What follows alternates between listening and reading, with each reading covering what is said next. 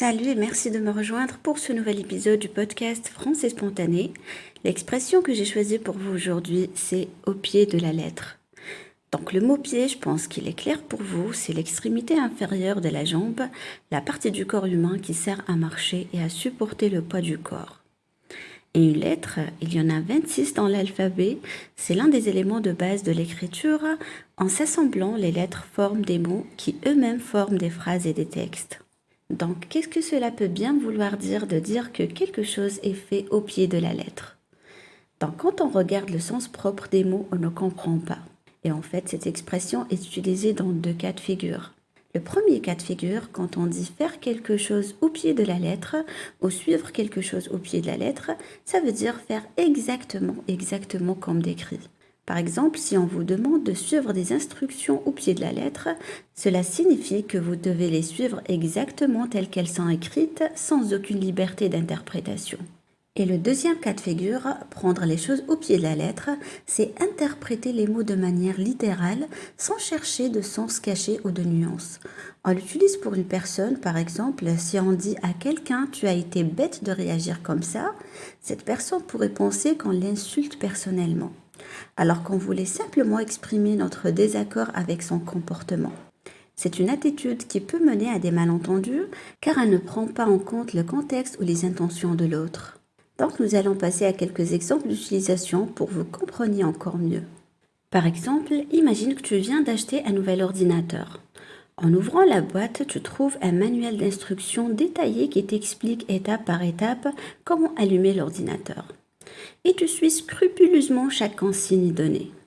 Cependant, malgré tous tes efforts, l'ordinateur refuse de démarrer. Frustré, tu décides d'appeler le service après-vente.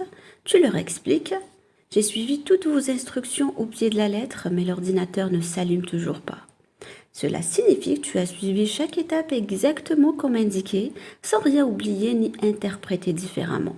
Mais malgré cela, l'ordinateur ne fonctionne toujours pas. Un deuxième exemple. Imaginons que ton ami te dit « mets les pieds dans l'eau pour te rafraîchir ». Et tu prends cette phrase au pied de la lettre, alors tu t'assois au bord de l'eau et tu trempes juste tes pieds. Mais en réalité, il voulait dire d'aller nager pour te rafraîchir tout entier. Donc prendre les choses au pied de la lettre dans cet exemple, c'est comprendre et appliquer exactement ce qui est dit, sans interpréter autrement. Un dernier exemple. Imagine que tu es en réunion avec un collègue, vous discutez d'un projet et ton collègue dit qu'il pense que le projet ne va pas fonctionner. Tu lui réponds spontanément, tu es toujours trop pessimiste. Ton collègue se braque et ne parle plus pendant la réunion. Et à la fin, il vient te voir et dit « Ça m'a dérangé quand tu as dit que je suis toujours pessimiste. » Tu lui réponds « Il ne faut pas te prendre au pied de la lettre. Je ne voulais pas dire que tu es tout le temps pessimiste. C'était juste par rapport à ce que tu as dit dans cette réunion. » Ainsi, tu lui expliques qu'il a pris ta remarque trop littéralement et qu'il ne doit pas la comprendre comme un jugement global de sa personnalité. Donc voilà pour aujourd'hui, j'espère que tu as apprécié cet épisode.